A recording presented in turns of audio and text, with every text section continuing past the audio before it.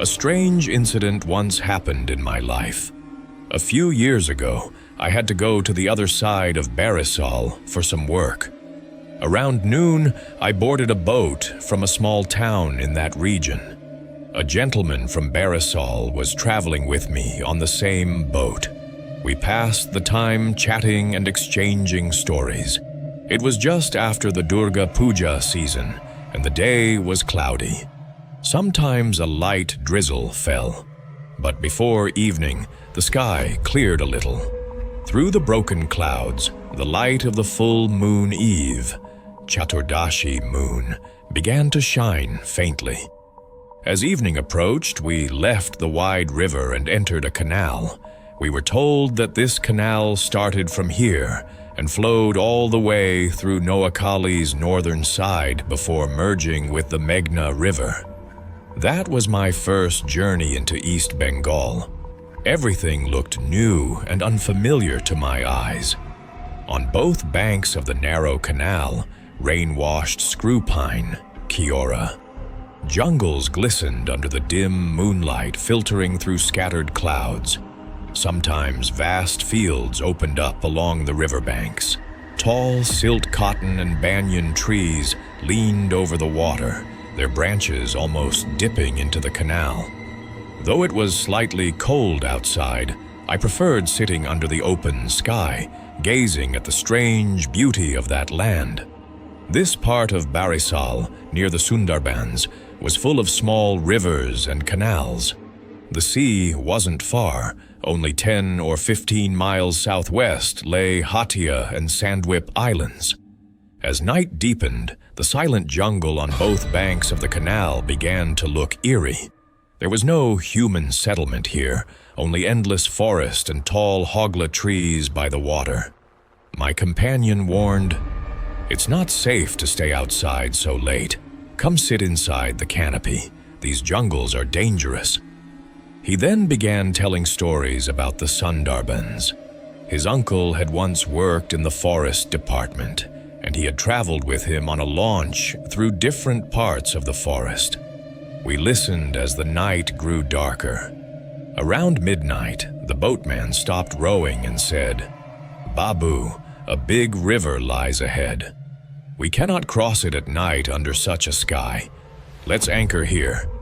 The boat was tied up. The moon sank behind the tall trees, and darkness swallowed the canal. The dense forest on both banks stood in silence. Not even insects chirped. Jokingly, I said to my companion, "Now's the time. Any moment ghosts will start jumping on our chests." He laughed and replied, "It'll be a wonder if they don't." We sat inside the boat canopy. After a while, my companion suggested, "Let's lie down. We won't be able to sleep, but at least let's rest." Soon he fell asleep, as did the boatman. I thought, why should I keep awake pointlessly? And stretched out. Suddenly, something unusual happened, an experience that remains one of the strangest in my life. From deep inside the dark forest, far across the dense undergrowth, I heard the faint sound of a gramophone. Startled, I sat upright. Who could be playing a gramophone here, in such a wilderness, at midnight? I listened carefully. It didn't sound exactly like a gramophone anymore.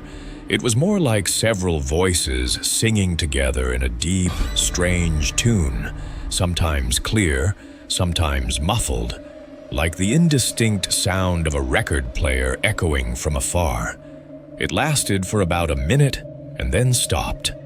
Silence returned, heavier than before. I stepped outside, lit a cigarette, and tried to shake off the unease. But just then, from somewhere within that immense forest, a piercing, anguished human cry split the stillness of the night. The boatman woke up instantly, trembling. "Allah, Allah. Did you hear that, Babu? Did you hear it?" I woke my companion in a rush. All three of us strained our ears, but everything had gone quiet again, except for the sound of water lapping under the boat.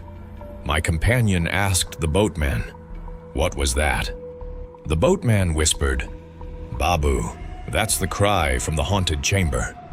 "Then why did you anchor here at night?" my companion scolded. The boatman replied helplessly, "The ebb tide pulled us here, Babu. I had no choice. We lit a kerosene lamp and sat together, uneasy." My companion explained, "This part of the forest borders the Sundarbans. There are no villages here. Only boatmen know of this strange phenomenon. It has a history, an old tale. Let me tell you."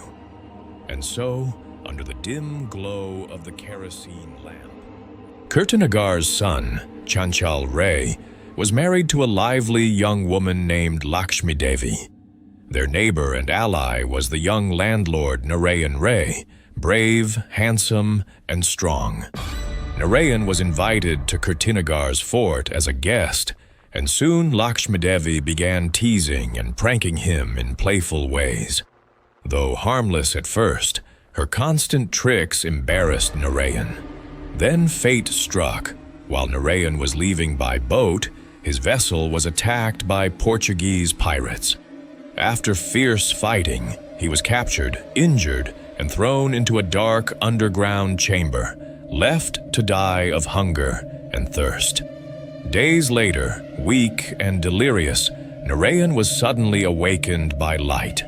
Before him stood Lakshmi Devi, holding a lamp. She had secretly freed him through a hidden tunnel.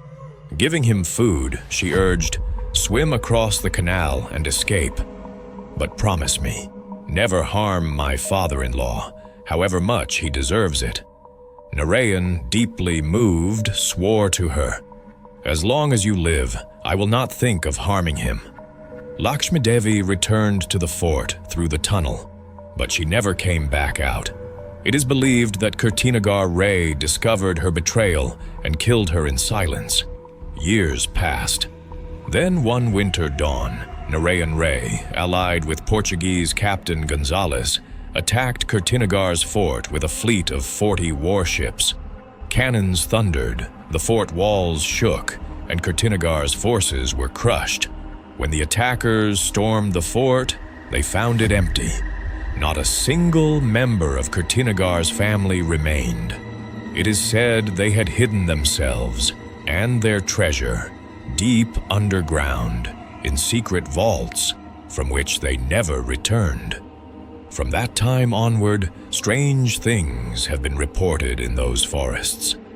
At midnight, when the forest falls silent and the salt tide glows like fireflies on the canal waters, boatmen claim to hear faint music, like a gramophone, or desperate voices crying, "O Mother, have mercy on us, tell us, tell us."